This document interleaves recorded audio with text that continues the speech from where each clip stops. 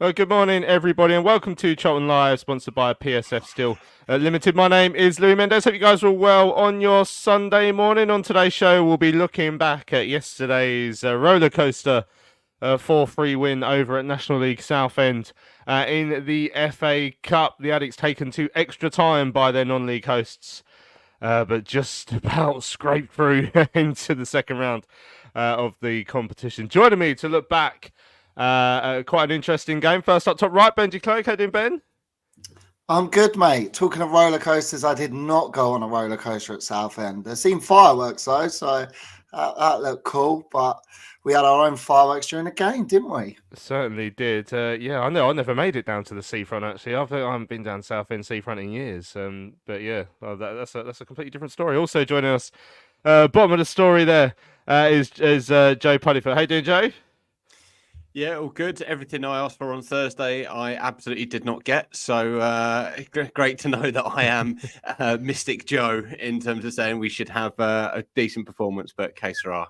Yeah, the performance and the result, two very different things that happened yesterday. I think it's fair to say. So on today's show, then we'll hear the goals from that 4-3 thriller down at Southend shortly. We'll hear, of course, from the Addicts boss, Nathan Jones. We'll hear from the goal scorer, Gassan Ahadme, as well. He got the winning goal right at the very end of that game. We'll hear from him on his return from injury. Want to hear from you guys as well. Morning to everyone who's joining us in the chat. Jack saying, great to see the Gas make an impact, have an air of inevitability when he was sent on. All hell let loose is in there. Mickey, James, John, George, Roy, Ray, Mickey again, Dudley, Mike Salmon's in there, Andrew, Paul.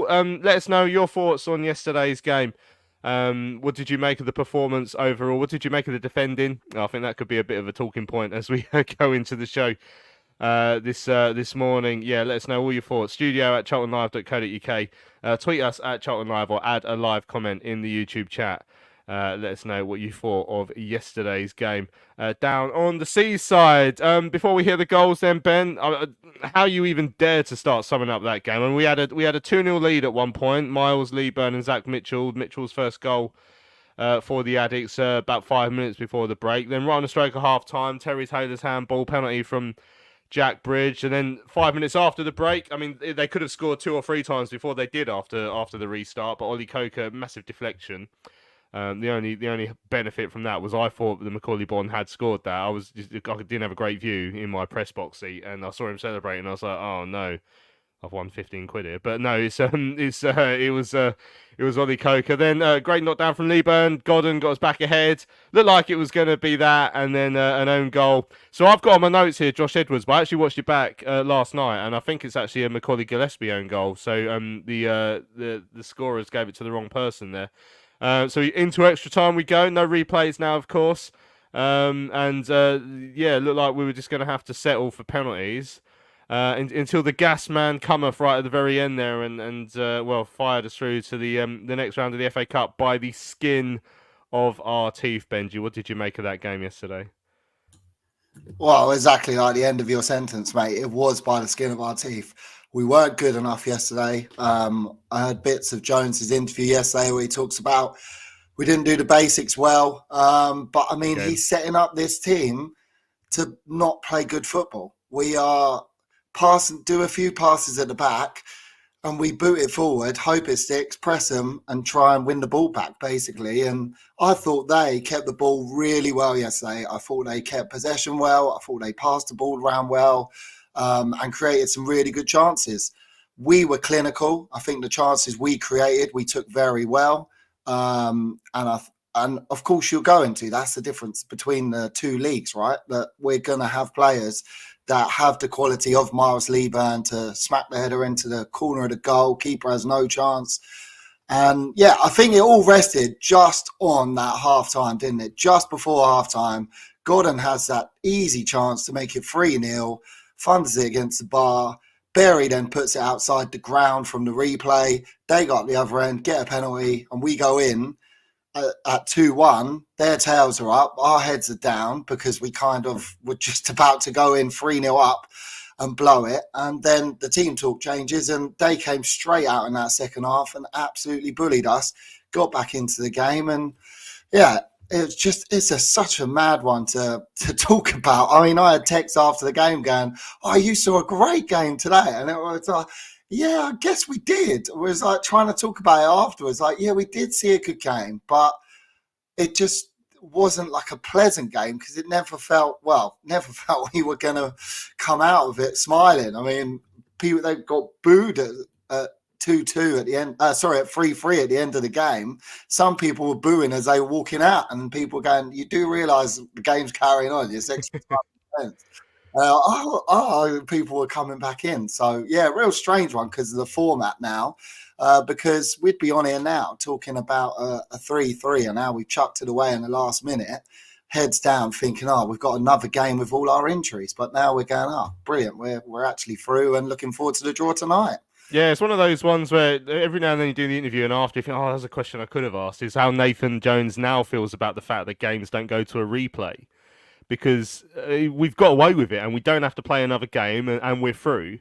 So to an extent, that I guess if you asked him that question yesterday, you think, well, actually, yeah, I'm not that bothered about the fact that we've had replays taken away from us. But you're right. If we had sat down yesterday on the telly and watched Southend play out a 3-4 against Bolton, we would have gone, "Well, that was great fun." Oh, Bolton looked a bit silly though, didn't we? But because it's us and we're seeing the sort of pitfalls of our side being played out in front of us, it was a really frustrating game to watch.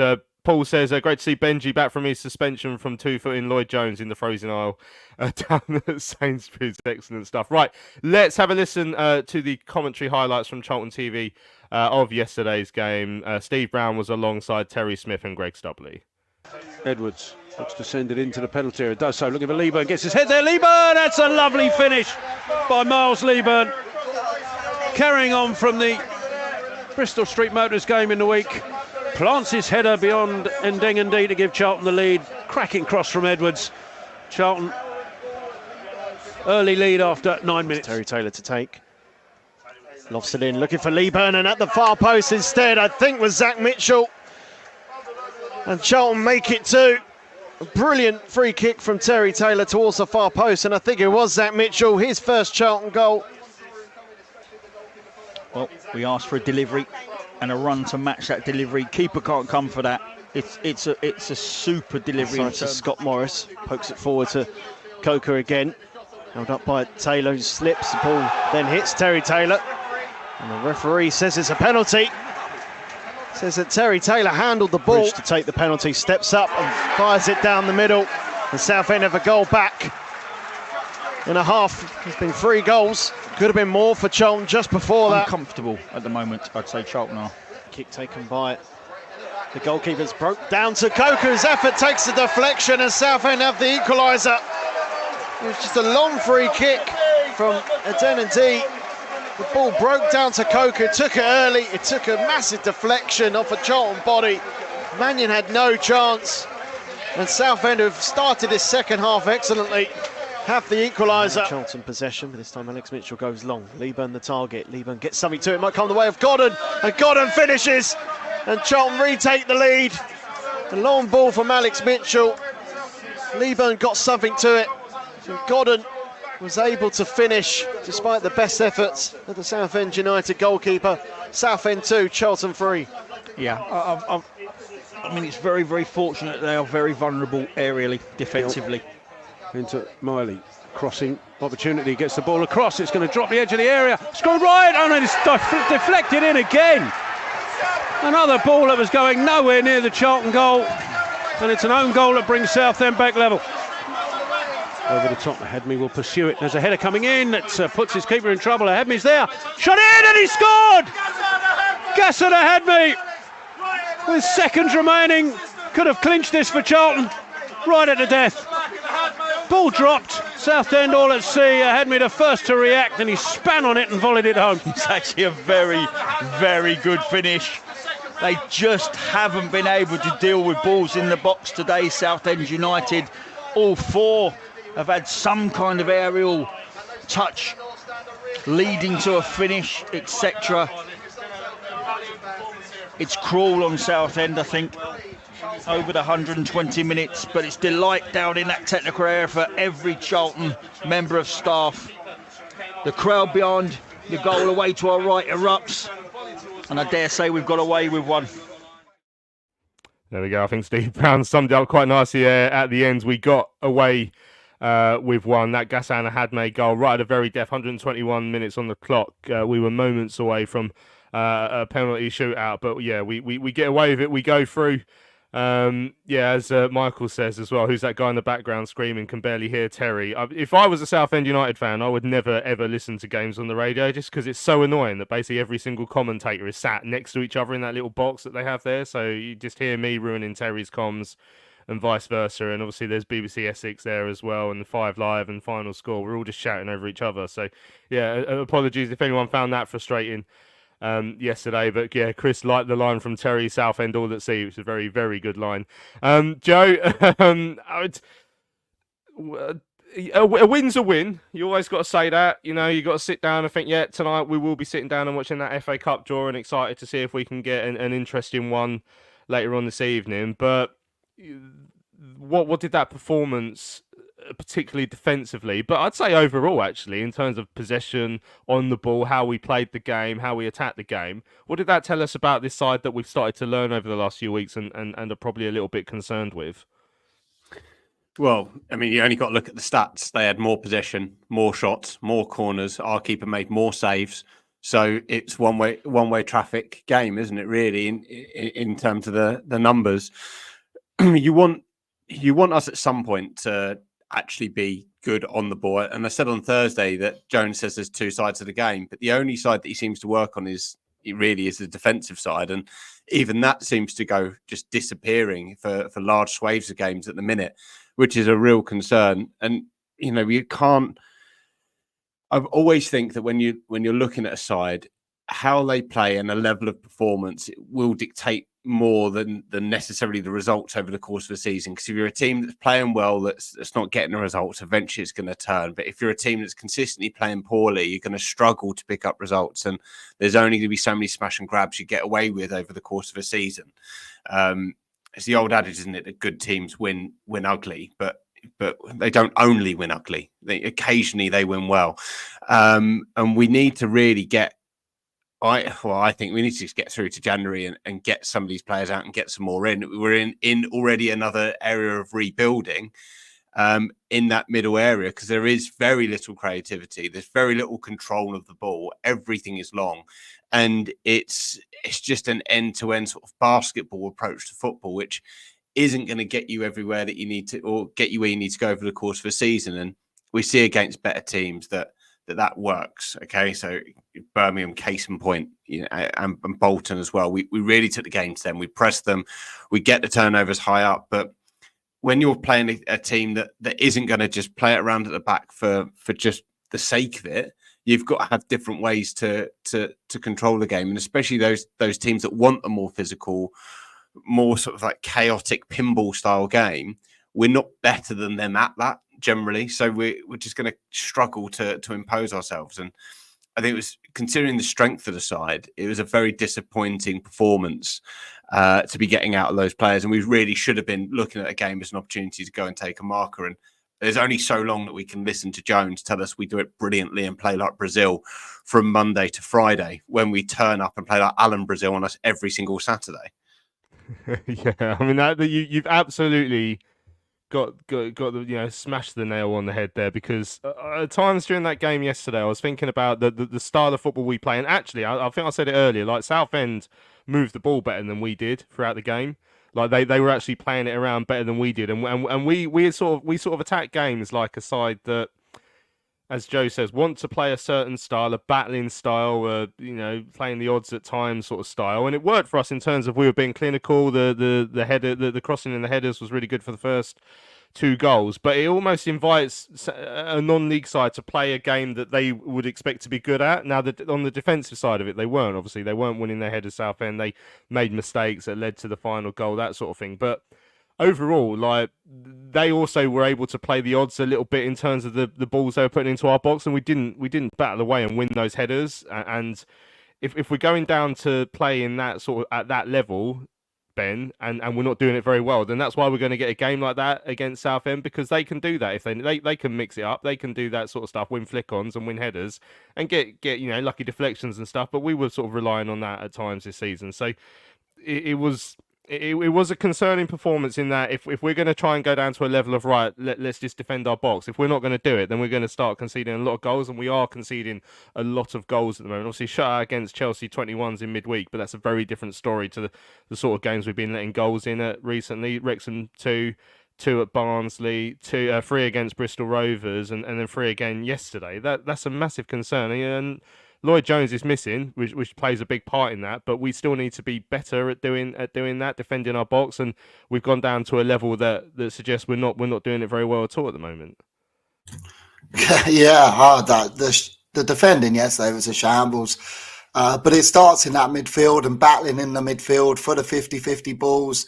And they wanted it more than us in those positions. Like if that's what Jones is talking about with the basics, we're not getting those 50-50 balls. We weren't getting stuck in enough, and we were giving them far too much space. Look, those goals in the first half papered over the cracks. I mean, they were 2 goals of very good quality, great crosses, good headers, good finishes. But other than that, we just weren't creating anything.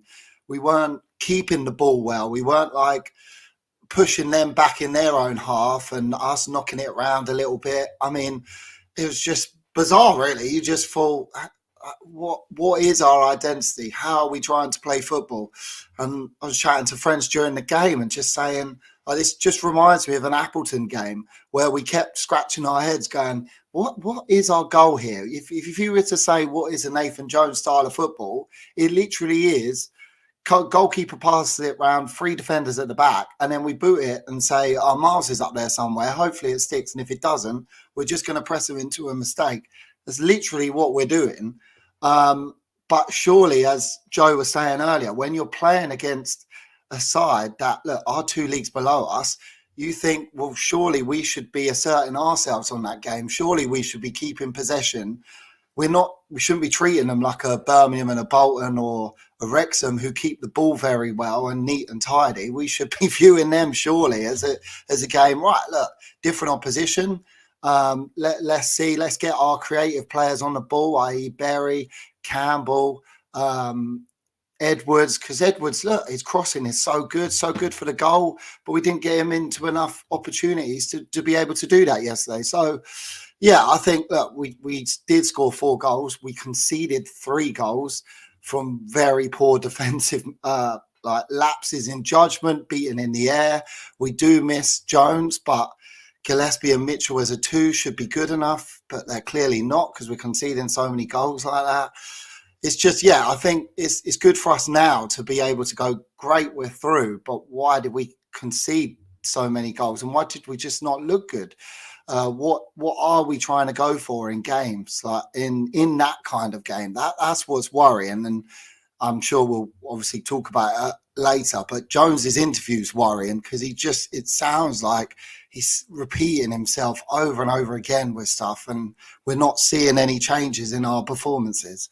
And I did put it to Nathan that he said about the basics quite a lot over the last few weeks, and surely you must expect more from your side, even with the injuries, and you'll hear what he said to that later. And again, we'll talk about it a bit more when we hear it. But he does highlight the problems, so he knows what they are. So he's not like someone who's trying to shy away from seeing what's wrong in front of him. So he knows that, but obviously it's about trying to find that balance and that answer to get it right, which at the moment, if we look at league wins, was it 2 wins in the last 9 or 10 in League One? I think that's gone under the radar a little bit actually, but we're not picking up enough points. But the result was the most important thing yesterday, and that's eventually what we got. The manner of the game at 2-0, it should have been all over really, Joe. I think lovely to see Miles Lieburn score a header, very good header.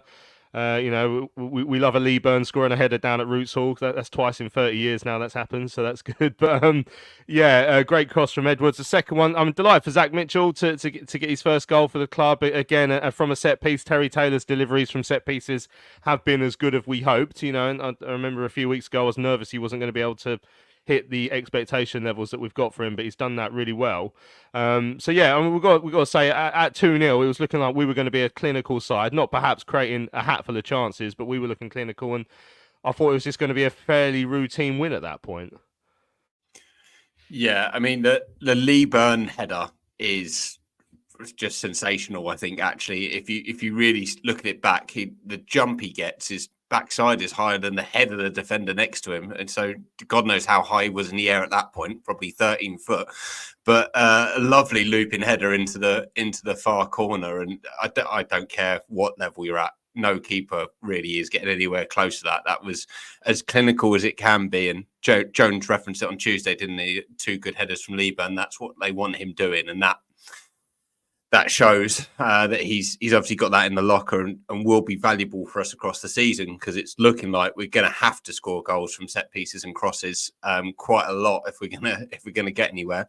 And Mitchell, yeah, great again, another great header, perfect sort of delivery in, but composed and took it well. How many times do you see a defender and knock that miles over the bar from a couple of yards out? But he really did pick his spot and put that away. And even going on to their goal on the penalty, if we were as good at winning headers and sorting ourselves out in our own box as we were yesterday in their box, then none of that comes. But I said at the time I didn't think it was actually a handball, but looking back at it, I don't think that Taylor could have made it any more obvious that he was just waving his arm out there, hoping that he would get away with looking like he's been falling over for a while. But I don't really have any complaints about that. But it's a shame that we let what was a uninspired but professional clinical performance in the first half just unravel as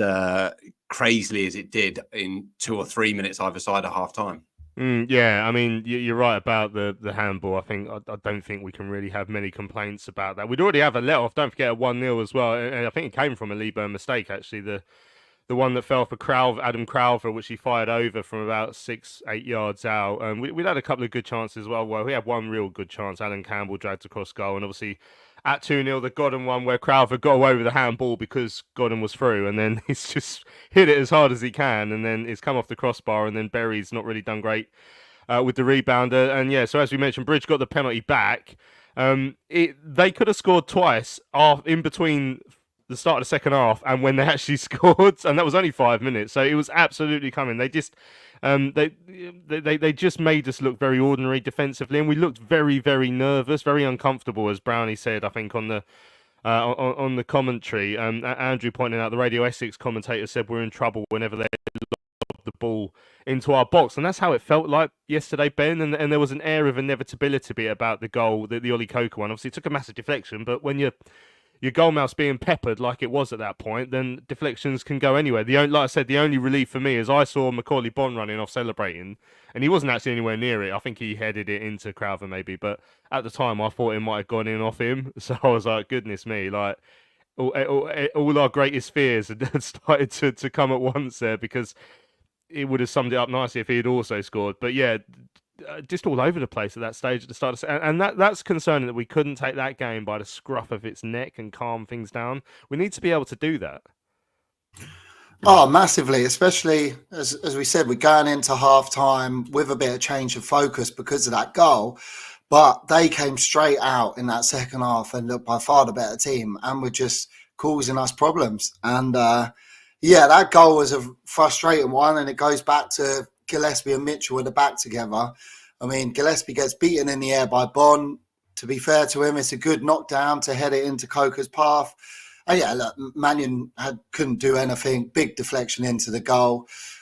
It's just a real poor one to concede. And as you said, in that bit there, in that, 5-10 minutes after, Mannion pulls off an absolute worldie of a save from a close range header that he manages to tip over. Brilliant save from him, because I did feel for him yesterday, because 2 of those goals took massive deflections, which he couldn't do much about. And yeah, it's just, I mean, look, it's hard for him at the moment because he's forever having a different defenders in front of him. I mean, I'm not sure if Mitchell at right back worked yesterday. He seemed, because that's not his usual position, he seemed to have to be told by players to get out and run to players, because he wasn't in the correct position. But is it his fault? It's not his usual position. A bit strange for me when Reg is a bit more used to that position. But yeah, they bullied us. I think they wanted it more. Their crosses in the box, they got in behind, and it was just that in that second half, we were worried that when they got back into the game, that they were going to take the lead because we weren't creating enough of our own chances. And as you said, we were a bit all over the place, position-wise and midfield, and we just couldn't keep control of the ball. So, yeah, very worrying with that. But as I said, if you keep chopping and changing the defence like that, players are out of position. It's going to be a struggle. But for Gillespie's sake, I think he works well in a 3 because you don't recognise him as much with his defensive ability. But I mean, as a 2, him and Mitchell, it just clearly isn't working. We're conceding far too many goals. Yeah, I mean, that's a concern at the moment at the back. But people talking about Mannion, and Joseph said he thought Will Mannion had a bit of a minion moment, getting caught out again should his kit come with goggles and overalls. Mistakes at the back are starting to feel like a recurring comedy routine. We've got too used to that last season. Mike Salmon, who's obviously a voice on goalkeepers, says Will Mannion was poor in goal yesterday. Ashley should have played yesterday. I don't know, he made a very good save from the header, as Benji just mentioned there. A couple of deflected goals. Maybe there's a question about command of the area when you see balls coming into the box. But actually, at times, he's claimed good crosses this season. I'm not saying he's like, the next Jordan Pickford or anything like that. But I don't think it was as massively as his fault as some people seem to be saying yesterday, Joe. Am I wrong on that? I could easily be wrong. I'm wrong on a lot of stuff. I mean, I think that when you look at some of the highlights, and I've seen their third slowed down on Twitter, and his arms are sort of waving around. He does go down a little bit like the Rooney celebration, where he does the punch in the corner and then sort of falls backwards slowly, and it looks bad, but. When you're getting deflections and little knocks in front of you, it sometimes is quite hard to recover, and we're in League One. We're not at a level where you're expecting a crazy acrobat and a ball playing goalkeeper and someone that comes and gets crosses, because we just don't have the budget for that all round player. So I do think that perhaps there is a bit of a weakness when it is deflected. So perhaps he could be looking to just claw it out somehow and get something to it. And there has been a couple of times as a shot goal that was conceded from a rebound. We just sort of pushed it into a safe area a couple of weeks ago, and definitely some room for improvement. But also we were there with Ash last season where he went for a little run and wasn't necessarily pulling up trees, and his good saves did come against, with all due respect, Chelsea's under 21s. They're not seasoned professionals that are putting it into the corner every single time. So is he necessarily going to be the answer? I think that we've just got to get out of this position where we're inviting pressure on.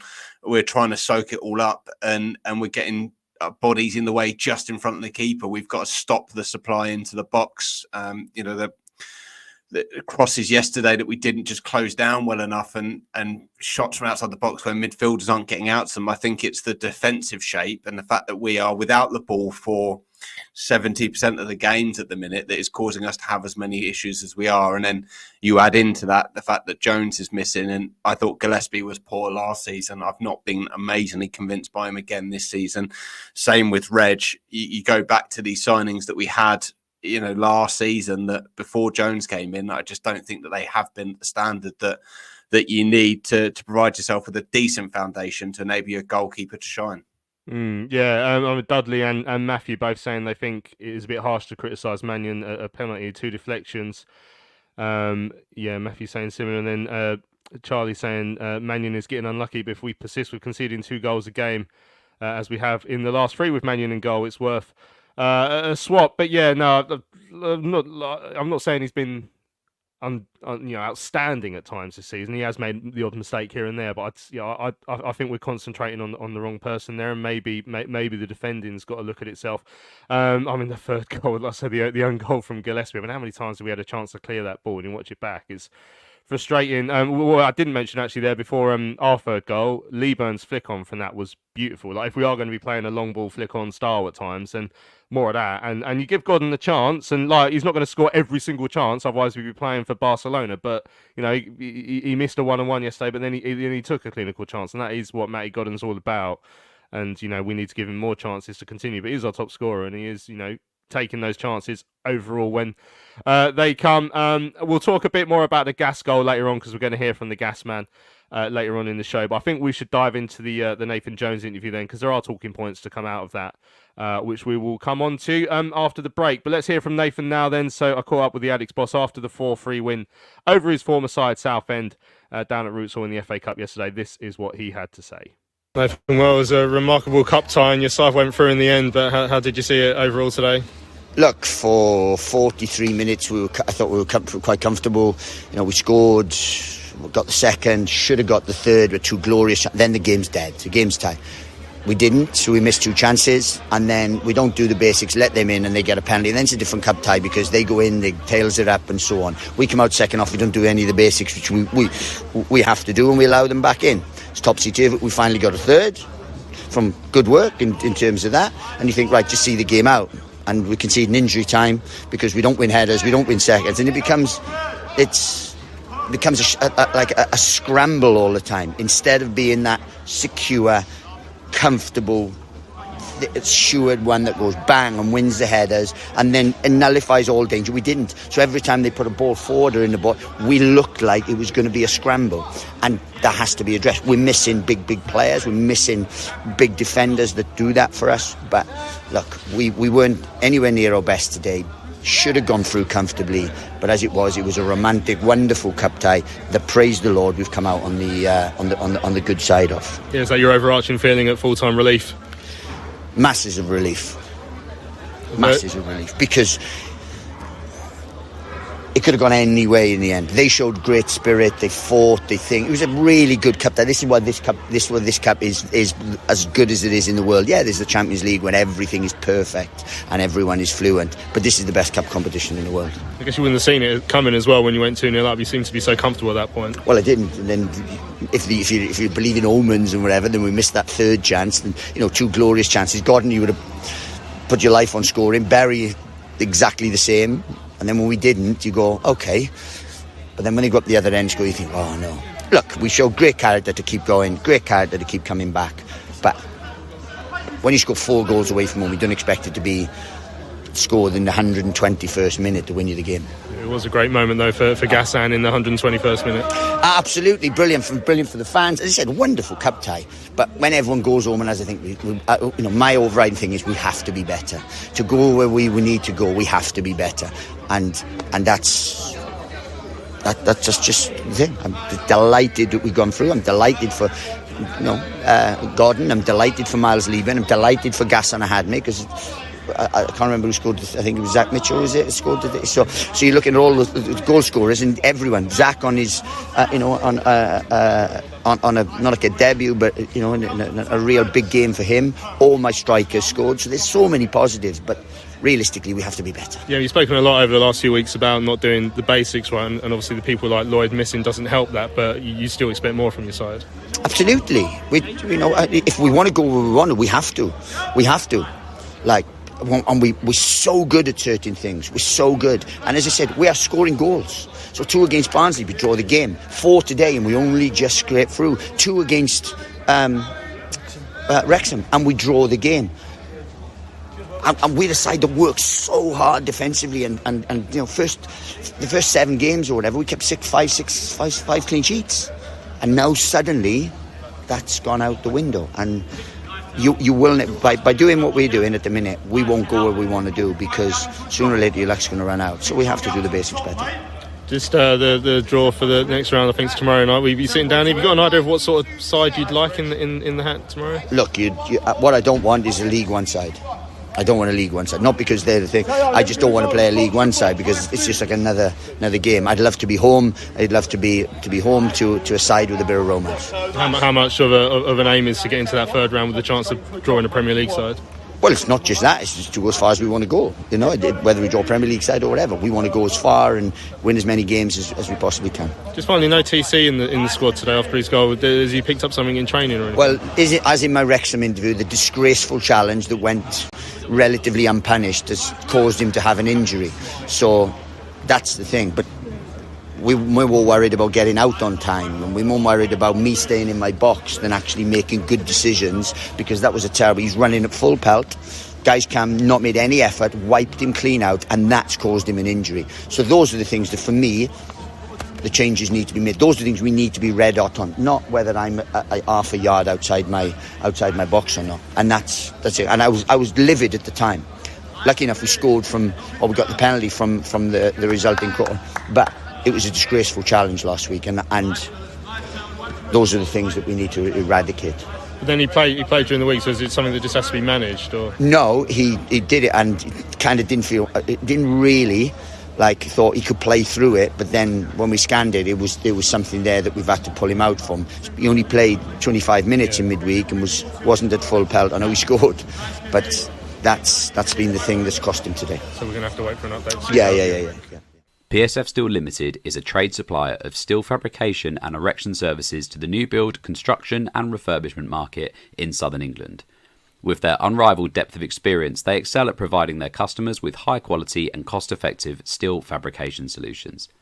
Their customers include national and regional house builders, such as Barratt Homes, Bellway Homes, the Vistry Group and Taylor Wimpey. They pride themselves on their service-based ethos and commitment to customer service excellence, which includes full technical backup and on-site services and support.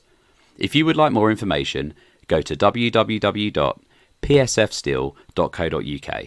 That's www.psfsteel.co.uk.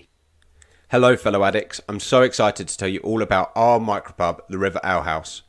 The River Ale House is based in East Greenwich. It has 6 Pub of the Year awards, an ever-changing selection of amazing beer. It's owned by Charlton fans, walkable to the ground in just 20 minutes with buses that go direct to the Valley too. If your matchday routine includes a drink with your friends, you must join your fellow addicts in the river. See you soon. Right, welcome back to Charlton Live on your Sunday morning. Just before the ads there, we heard from the Addicts boss, Nathan Jones, after yesterday's 4-3 win after extra time over at Southend United in the first round of the FA Cup. So the basics, Joe, we're not doing them. We haven't been doing them for a while now. And Nathan's been saying very similar for the last few weeks. I sort of asked him about it there, and he sort of says, we have to be better. And James is saying the more he listens to Jones, the more he worries. I mean, what is your reaction to the way that Nathan's been answering those questions recently? I'm Brazilian saying I'd love to know which players Jones actually rates, because he keeps saying in his presses that we aren't getting the basics right. It's something that's been said a lot, so I picked it up, and Nathan sort of spoke about it a little bit. But what's your view on why he keeps saying that? Yeah, I know that Jones is getting a lot or some stick certainly for the broken record and post-match rants, but by and large, I tend to agree with what he's saying in terms of what he is looking at. And my biggest bugbear is when a manager comes out and tells you, not quoting Bo specifically as a case in point in this, but they gave me everything and we really worked hard, and I thought it was a tight game. When you're walking out the stadium, you think there was no way we're getting anything out of that. And the whole time that he's calling a spade, I've got a lot of time for that. What you do need to do is to see that change. Now, I think the question comes now as to whether you think that Jones has got it within him to change these players into the world beaters or into a cohesive attacking team, or whether you look at the recruitment and say, we just don't actually have the caliber of player in our squad to enable him to get them to do what he wants. And when we signed Doherty, we were going to push him more attacking. I think that's an experiment that hasn't worked. I wasn't a massive fan of us making him captain because I thought he was a bit of a problem for us in that midfield, and I didn't want him in there every week.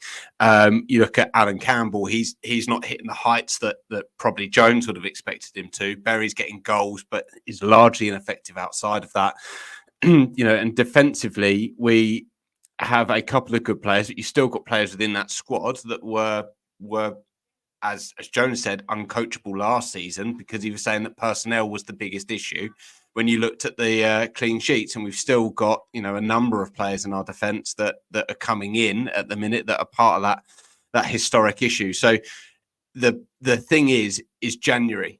is he going to go and get the players that enable him to get a different standard of performance out? And is he capable and big enough to accept that we got the recruitment wrong in the summer in the middle of the park, which I think is causing most of our problems at the minute. So if it's a long time to listen to the same thing over and over again, another couple of months, but if in January we bring in players and he's still saying we're not getting the basics right, then I think you can really hammer him for that, because that is a poor set of recruitment again. That means he's got the same players, the same mistakes, but also that he's not able to coach the new players he's brought in to get what he needs out of them. But the whole time that he is dealing with players that I just don't think are capable of playing the style of football or putting out the types of performances, and I include Karoy in that. I think he needs a loan. Don't think Alan Campbell's up to it. I think that Doherty is okay defensively, but very bland, very vanilla, doesn't give you any control of the ball. The whole time he's got these pegs and he's trying to get them into a formation that works. I think he deserves a little bit of breathing room, but the club do need to admit that the recruitment hasn't been good enough and he doesn't have the tools at his disposal to get the basics right. But I think one of the main differences this year is that, obviously there was a lot of talk about recruitment at the club last year and Andy Scott being in charge of it, but we can't skirt over the fact that it was quite a clear sea change in the summer about who was in charge of recruitment. Andy Scott got a demotion in terms of his job title. Nathan Jones brought in a lot of players he knew very well, and it hasn't worked. So in terms of the recruitment, I think obviously Nathan will be looking inwardly as well to see what has he done this summer and see what he could do better, because there'll certainly be bits of it. And Chris is saying he doesn't think that Nathan knows the worked out the midfield yet. It's better with 5 at the back, but still not very fluent. John said our midfield is really disappointing. Berry and Doherty have really disappointed and expected more from them. Anderson not really ready. Alan Campbell, just question mark. The only two I feel okay are Taylor and Coventry, which sort of sitting in the more defensive part of the midfield. That's sort of the bit you'd expect it to have been better. Nick saying questions will always be asked of Jones given the recent results, but if we sack him, then we'll be forever in this mid-table purgatory of sacking managers, building a new team and sacking managers. I don't think I've heard anyone talking about sacking the manager yet. I don't think I've really heard anything like that. I may not be reading all the forums and all that sort of stuff, but yeah, I've not massively seen that just yet. Mike Salmon saying the basics, repeating all the time, unless he's talking about the Bolton and Burton game where we defended so well. I mean, what's it for you, Ben? Is it the style of football? Is it the players in that midfield or the rest of the side that aren't quite clicking? I mean, where's it gone wrong for you so far this season? When you say gone wrong, I mean, we're talking about a win here, but obviously a win with not a great overall performance, and we're talking about sitting mid-table in League One, which is, I guess, higher than we were last season, but not what I, as a Charlton fan, come to expect from a Charlton side sitting in League One, even if it has been what has happened relentlessly to us over the last few years. I think it's quite hard to analyse yesterday and really make it worry us as much, because we couldn't win out yesterday so much. I mean, the only way we could have come out yesterday and everyone would have gone, oh yeah, that's brilliant, let's move on to the next one, if we would have won a 3 or a 4-0. If we would have won scrappy like we did, we're going to moan and say, look, they're leagues below us. If we would have lost, then it would have all come for Jones completely yesterday. But because it's a game where the pressure's off in a way, because it's not a league game, it's a cup game, and it's a bit of fun, because if we win in the second round, we might get a Premier League tie in the third round, and we can all have a good day out like we did at Old Trafford. So I think it doesn't worry me too much yesterday, because I get it. They were so up for it, and it was going to be them fighting for every ball. But I think it's just the consistency in the team is quite worrying for me. And like the Stockport game, I remember us all messaging on the group, everyone afterwards. That was the best I've seen us play, because it wasn't just like a Birmingham game or a Bolton game where we were forcing them into mistakes and winning the ball and really shutting them out. We were all over the pitch. We were going through the thirds well, passing it around well, creating enough chances, and actually putting our dominance on the game and going, this is us. This is how we're playing football. And we were so unlucky not to win that. And then since then, we just haven't seen that again. Like the Barnsley game, we didn't. The Wrexham game, we didn't. And I get it, they're different sides. But when we do come against these sides that play differently to a Birmingham or a Bolton, we then don't look as good. So look, I get it. Like we said it in the start of the season that we finished 16th last season. To then finish 6th is a big jump of 10 places, with Jones having his first window. So it is gonna take a while to get things going. It might take to January. We're getting another centre back. We're getting a creative player in that midfield, and we might see stuff gelling. For me, if we're still around 6th to 10th with a few points to get in the playoffs come January, I think, do you know what? That's good enough for me, because we are improving and it is going to take a while. And if we can nick in those playoffs towards the end of the season, realistically, with the better league this season, that's got to be better. But I think we've just got to try and get consistency in performances. Like, we've got to try and work. Well, I'm sure obviously Jones is working on that. How do we get that consistency in performance when we play against all different sides? But look, we are scoring more now, but we're letting them in. But we just can't rely on Jones and Ramsey. I think that is what Joe said earlier, with him working with the defence like he has done. When we've lost 2 key players, now we're seeing the gaps in our defence and what we're really working with. Paul's saying that a manager should be given 3 transfer windows minimum, but all hell let loose, making a very fair point that senior creative midfielders don't really fit in with Nathan's game plan, though, do they? Well, we don't play through the midfield. I mean, that's become quite clear. Joe's just asked in our chat if the fact that Coventry didn't play against Stockport, is that a coincidence that that's the best we play? I did ask at the time. I wonder if Terry Taylor coming into midfield, who plays slightly more advanced passes, helps that, but I don't know. Maybe it's hard to focus just on one player. Let's have a look at a couple of emails that came in. McSquared said there's some positives to take from yesterday. Bond failed to score against us for once. We had a decent striker who wasn't chucked to bring off the bench in extra time to spare us the torture of a penalty shootout. We extended our unbeaten run. I think it's 6 in all comps now, and avoided falling victim to another cup upset. And we're in the hat for the second round. So they are the positives. He says, by the way, how apt is it that Southend had Charlie Brown on the bench, considering Bon is peanuts? Yeah, very good. And then Richard says, hi guys, thanks for being there as always. Our pleasure, Richard. Yesterday's performance is more evidence that we're just a middling 3rd division team. As it stands, we are looking at 33% wins, draws and losses. Solid mid-table. Discussion point is, what does it take to get out of this awful division? Is it simply money, or is there something else? What is the missing ingredient? If I knew the answer to that, I would have told the club by now. I think it's got to be a combination of spending money wisely, getting the recruitment right, which we've obviously failed to do time and time again, getting the manager right. And I'm not saying we've got the wrong manager at this time, because we've got a manager who's been successful in the lower leagues and further up as well. But yeah, it's the Charlton disease, isn't it? No matter what you try at us, it doesn't work. No matter how many different things you try, different types of football, like, I don't know. There's still work to do. Still work to do for the Addicts. Right, let's have a listen to our interview with the winning goal scorer yesterday. The Gasman came back from injury. Was only on the pitch for 4 minutes, but that's all he needed to get his second goal of the season. Wonderful winner from Gassan Ahadme. This is what he had to say after the win at Southend. Congratulations. A special moment for you at the end there.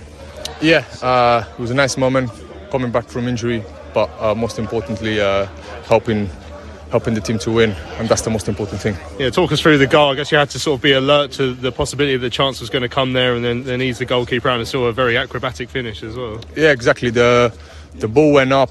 I'm not I can't remember properly if someone flicked it or their defence missed it, but I just gambled on the back. It fell on me. Tried to go around the keeper, but my touch with my chest was short, so I just had to get around it and finish as quick as I could. Yeah, and it's not a bad way to settle a cup tie with a winner right at the end in front of the travelling Charlton fans as well. Yeah, 100%. They've come here.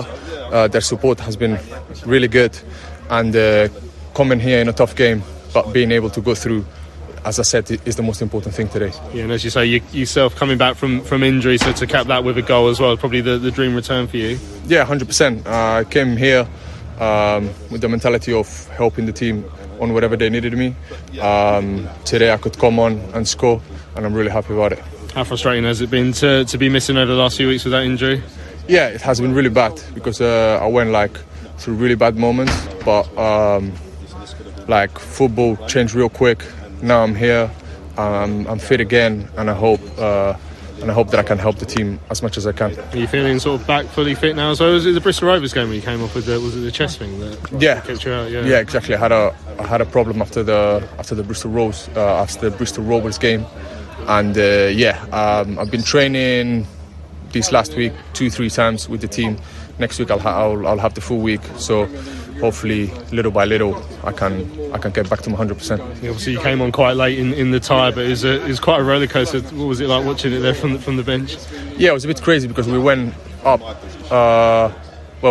We got ourselves in front for 2 times, and they drew 2 times. So it was looking like we were going to penalties, to be honest. But thank God in the end we could score the winner and we go through. You have a lot of teammates there patting you on the back, so they didn't have to take a penalty thanks to you. No. Like I mean, everybody was like congratulating me, but it's better if we can win this way than going into penalties, because a lot of times penalties is just a lottery. Great performance from Southend as well. We've got to give them their due. They gave Charlton a real battle today. Yeah, exactly. But we knew that we were coming here and it wouldn't be like an easy game, and they showed that. Well, I mean, they played well, but as I said, the focus is on us. We could have done better, but the most important thing is that we go through in the cup and we are in the next round. Yeah, you'll be watching the draw tomorrow night, and what sort of club would you be hoping for? You'd be hoping for like a home draw with a chance to get into the 3rd round, or another difficult one like this to test yourself against? Yeah, to be honest, I won't be watching the draw, and whatever comes, it'll come. I'll get ready, and the team will get ready as best as possible for the challenge. So I guess someone in the training ground or someone will send a message saying who we're playing against, but all focus is the next Exeter on next Saturday. There we go. Gassan and Ahadme won't be bothering to watch the draw this evening, because I guess it's true that if you don't watch it, it still happens, and you just look on the BBC Sport website and then you find out who we're playing. So he'll probably spend time with his family or something, do better stuff than what we'll be doing. But we'll be sat in front of the TV looking forward to who we might get. The Gasman, Ben, with a great finish for him. I'm putting the quotes out sort of at some point this afternoon, but he sort of went further into what the injury was, and I didn't realise quite how poorly he was after that Bristol Rovers game. He spent a few nights in hospital. I knew he'd been to hospital, but so I remember thinking he was really poor during that Bristol Rovers game, but I think he's got an excuse now. I'm pleased for him. You know, we're not going to sit here and pretend he's had the greatest start to life at the club, but you know, you always hope a moment like that, like the first proper goal he scored, because the last one barely touched him, but the first proper goal he scored, and it was a very good finish. Hopefully that can be some sort of fillip for him to kick on now.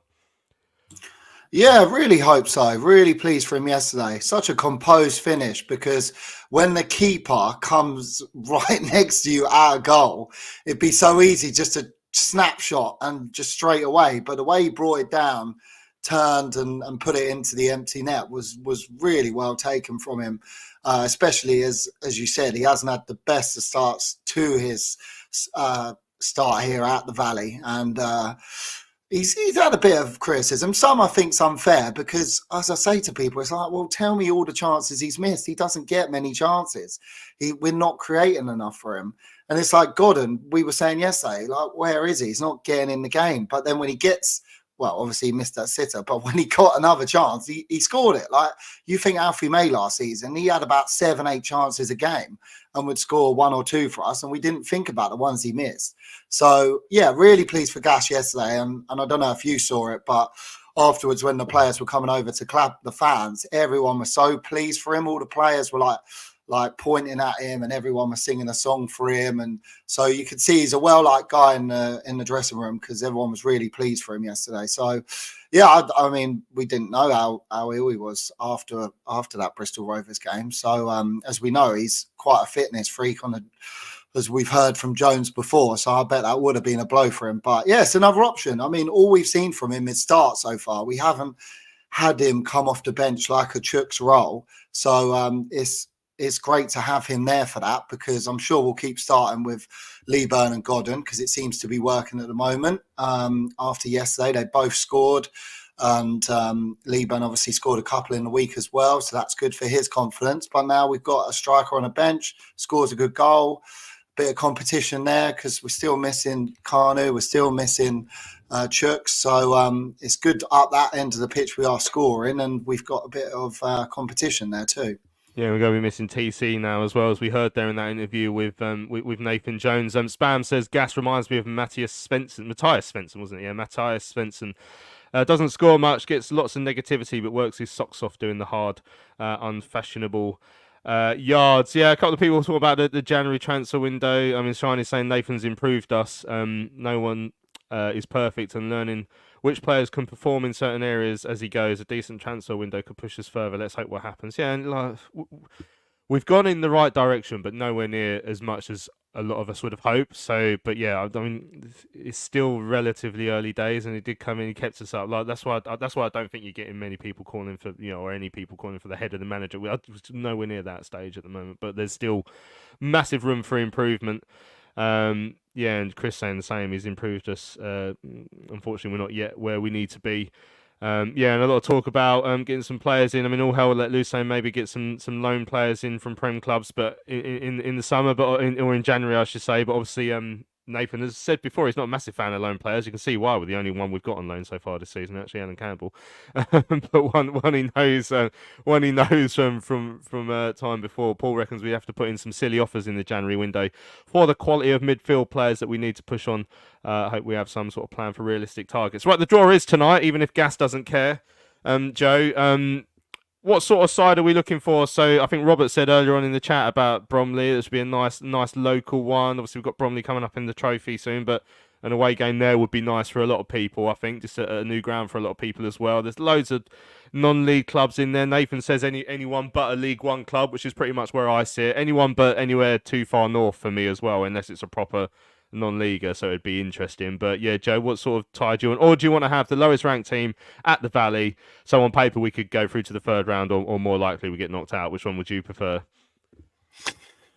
Well, it's one of those things, isn't it? It's turkey voting for Christmas, because what I'm going to say is that I'd like us to be home to one of the smaller sides in the competition. And I think that, we all want to get to the third round, don't we? We want to draw a big side, a couple of levels above, and have a good away day and a few beers and some sort of a distraction from the mundane day-to-day season. And at League One level, with our stadium and our history, which is more and more distant, of being a Premier League club, then we are kind of that draw for someone else. And anyone but League One, definitely. And then anyone who I know who supports a club that lower down that can then hold that over my head for the next 5 years, I'd like to avoid those two. So yeah, a nice romantic. I enjoyed us getting Cray Valley because I thought that was a great opportunity for them, and will make a world of difference to them. And I'd be up for something like that, and that's what I'm always looking for at this point. And then when we get to the third round or not, we can hope for maybe a draw which is more interesting for us in terms of going somewhere and having a day out ourselves. Lovely stuff. Right, we've run out of time on this morning's Charlton Live. Quite enjoyed looking back at that game again. Another one where there's a lot to talk about in terms of the elements of the performance, but we won, I guess, so that's a relief. And we'll look forward to the draw this evening, see who we get in the second round of this fantastic competition. I do enjoy the FA Cup, even if it is quite difficult to watch at times when Charlton are playing in it. Right, massive thanks to everyone who's joined us live on YouTube this morning. Don't forget to hit subscribe on our YouTube channel so you never miss another show, or on our podcast apps as well. Never miss another show after the event as well. So thanks to everyone who's tuned in, no matter which way you have. Ben and Joe, it's been an absolute pleasure to share your company this morning. Thanks, guys. Cheers, Louis. So yeah, look out for the draw on BBC, I think 2, I'm assuming, later this evening. It's about 7:45. Look out for that, see who we get. Look out for us again. We'll be back on Thursday. Well, we will react to the draw. We'll look ahead to Saturday's trip down to Exeter as we return to League One action as well. But for now, I'll just say thank you very much for listening to Charlton Live, sponsored by PSF Steel Limited. My name is Louis Mendes. We'll see you again on Thursday.